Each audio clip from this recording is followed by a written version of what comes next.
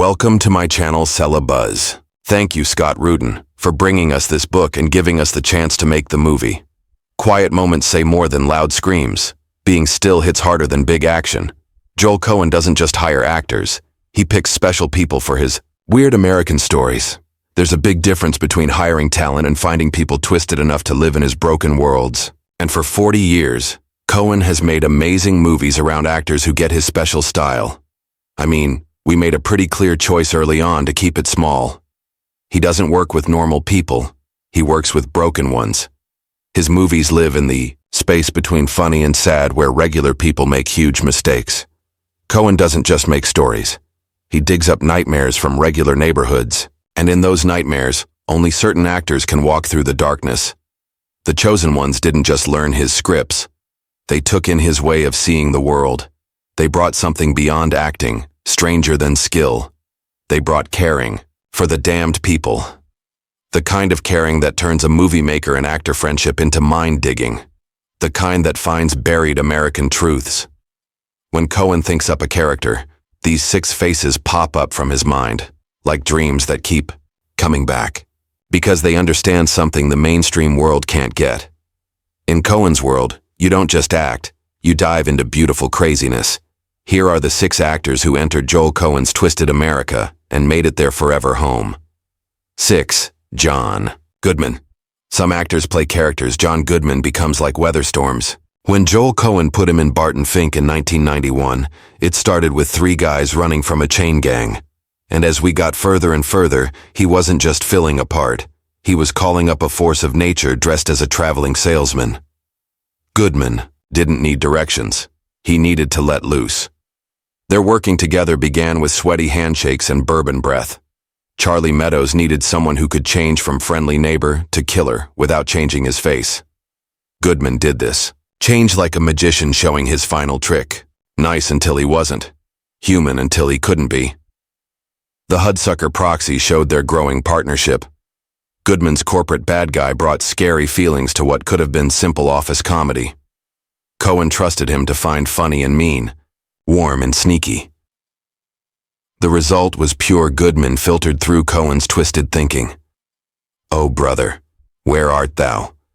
Pushed their working together into legend territory. Big Dan Teague wasn't just a con man. He was American greed as a person, biblical evil wearing a modern suit. Goodman made the fantasy feel like it had to happen, the legendary feel right now. The Gambler proved their partnership could handle close-up drama. Goodman's Frank brought fatherly disappointment to life, creating one of movie history's most heartbreaking father figures. Coen gave him space to explore being hurt, and Goodman answered with crushing honesty. Their secret isn't range, it's commitment. Goodman doesn't hold back for Coen. He gives everything, trusting the director to shape his intensity into something meaningful. In Coen's world of moral confusion, Goodman gives the emotional anchor that keeps audiences caring about broken people. 5. Steve Buscemi. Desperation has a face and it belongs to Steve Buscemi. When Joel Coen cast him in Miller's Crossing in 1990, very important to the story and we couldn't think of sort of going easy on that, he wasn't just hiring an actor. He was getting his patron saint of the pathetic. Buscemi didn't just play losers, he made them holy. Their partnership began in the woods with a shovel and a prayer. Bernie Birnbaum needed someone who could make being a coward interesting, weakness tragic. Buscemi gave both while bleeding from his nose, creating one of movie history's most memorable death scenes through pure desperation. Barton Fink lifted their working together to weird heights. Chet the Bellhop brought crazy energy to the hotel's cramped atmosphere. Buscemi understood that in Coen's world, even small characters carry big psychological weight. Every twitch helped. The story's growing madness. Fargo became their masterclass in controlled chaos. Carl Showalter was Buscemi unleashed, talkative and paranoid, and violent in equal amounts. The wood chipper scene became famous not for its gore, but for Buscemi's ability to make brutality feel absurd. The Big Lebowski proved their partnership could handle group work. Donnie wasn't just comic relief. He was innocent, trapped in a world of schemes and violence. Buscemi made every shut the hell up, Donnie hurt, turning running jokes into emotional gut punches. Their working together represents Coen's genius for finding humanity in the hopeless. Buscemi doesn't just play victims. He makes being a victim meaningful, showing audiences the cost of moral compromise, one nervous breakdown at a time. 4. John Turturro. Intensity has many faces. John Turturro wears them all.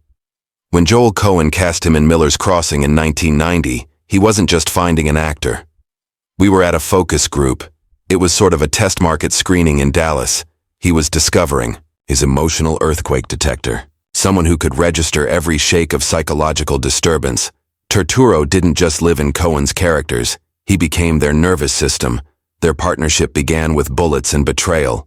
Bernie Birnbaum's brother, Johnny Casper, needed an actor who could make ethnic stereotypes feel human, dangerous, and ultimately tragic. Turturro brought volcanic energy to what could have been simple gangster territory, creating a character both disgusting and sympathetic. Bart and Fink showed their deepest working together. The title character demanded someone who could show artistic pretension without judgment, intellectual arrogance without contempt. Turturro made Barton's descent into madness feel earned, inevitable, almost sympathetic. His performance anchored the film's surreal elements in recognizable human weakness. Quiz Show proved their partnership could go beyond genre boundaries. Charles Van Doren wasn't a Coen Brothers character, but Turturro brought their style to the role anyway. Moral compromise, intellectual vanity, the corruption of idealism. Familiar Coen themes delivered through Turturro's precise emotional calibration. The Color of Money, while not a Coen film, showed why they kept returning to Turturro.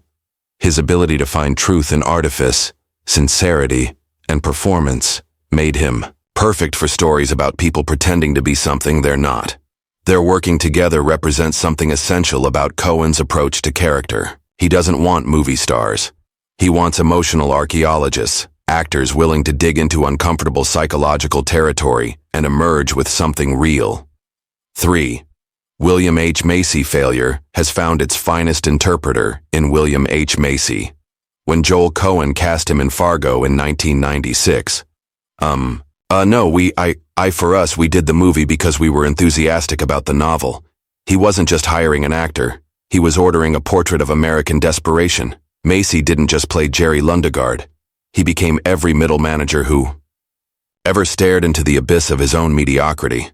Their working together was built on mutual understanding of human weakness. Jerry needed someone who could make pathetic schemes feel logical.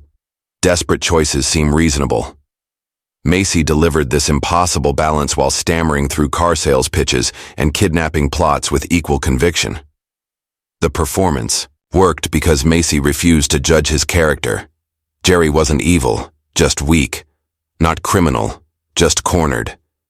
Macy found humanity in moral compromise, the tragedy in small-time thinking. He made audiences pity a man arranging his wife's kidnapping. Behind the scenes, Coen describes directing Macy as conducting a masterclass in psychological realism. No explanation needed, no character motivation discussions.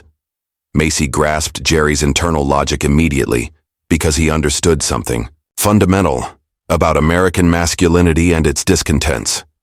The Minnesota accent, the nervous energy, the sweaty desperation. Every choice Macy made served the character's essential tragedy. He was ordinary in extraordinary circumstances, normal in abnormal situations, the perfect Coen Brothers protagonist. Their single working together proved sometimes one perfect partnership is enough. Macy created an unforgettable character that defined not just Fargo, but the entire Coen Brothers style. Jerry Lundegaard became the template for every Coen protagonist who followed. The baseline of bumbling desperation against which all others are measured. Second, Oscar Isaac folk music carries secrets. Oscar Isaac carries Joel Coen's deepest truths. When Coen cast him in Inside Llewyn Davis in 2013, it was going to be a parody of folk music or of that scene. And you can't parody folk music, really. He wasn't just finding a leading man. He was discovering his most complete artistic collaborator. Isaac didn't just portray a struggling musician. He became the embodiment of artistic integrity in an indifferent world. Their partnership was built on a shared understanding of creative struggle. Llewyn Davis needed someone who could make failure noble, artistic purity tragic. Isaac delivered both while actually singing, actually playing, actually living the character's musical journey with complete authenticity. The performance worked because Isaac brought real musical ability to fake circumstances. Every song felt lived in. Every guitar chord rang true. Coen trusted Isaac's musical instincts completely, letting the actor's artistic background inform the character's creative choices. What made their working together special wasn't just Isaac's talent, it was his willingness to embrace Llewyn's fundamental loneliness. The character spends the entire film pushing people away, sabotaging relationships, choosing art over human connection. Isaac made these choices feel inevitable rather than cruel. The recording studio scenes became their masterpiece together.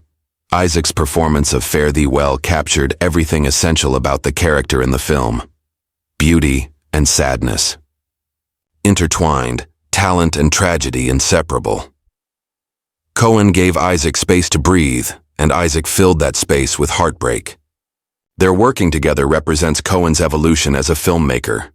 Where earlier works focused on external chaos, inside Llewyn Davis explored internal storms. Isaac provided the emotional depth needed to make introspection as compelling as action, loneliness as dramatic as violence. 1. Frances McDormand. Some actresses play strong women. Frances McDormand is strength itself. When Joel Coen cast his wife in Blood Simple in 1984, challenges to a relationship, I think, but they have more to do with the sort of exigencies of he wasn't just launching their careers, he was beginning cinema's most enduring creative marriage. McDormand didn't just star in Coen films, she became their moral center, their emotional truth, their fierce beating heart. Their partnership transcends professional collaboration. Abby in Blood Simple established McDormand as Coen's perfect protagonist, someone who could navigate moral complexity without losing audience sympathy. She brought intelligence to what could have been simple victim territory, strength to vulnerability. Burn After Reading showcased their comedic chemistry. Linda Litsky wasn't just middle-aged desperation, she was American consumer culture personified. Plastic surgery dreams wrapped in government secrets. McDormand made Linda's delusions feel both absurd and heartbreaking. Fargo became their masterpiece together. Marge Gunderson needed someone who could make goodness compelling, moral clarity dramatic. McDormand achieved the impossible, creating a character both completely decent and thoroughly interesting. Her pregnant police chief became the gold standard. For Coen Brothers protagonists, the investigation scenes revealed their perfect partnership. McDormand's Marge brought maternal wisdom to criminal chaos, finding humanity in the most inhuman circumstances. Her "There's more to life than a little money" speech became the philosophical center of the entire Coen universe. 3 billboards. Outside Ebbing, Missouri proved their partnership could handle any genre. McDormand's Mildred Hayes brought fury and grief to equal measure, creating one of cinema's most complex revenge stories. Raw, honest, unflinching. Their working together represents something rare in cinema. True partnership between equals. Creative. Marriage that strengthens both participants. McDormand doesn't just act in Coen films, she completes them. Joel Coen never discusses preferences, he discusses necessity. 6 actors who didn't just understand his vision, but enhanced it.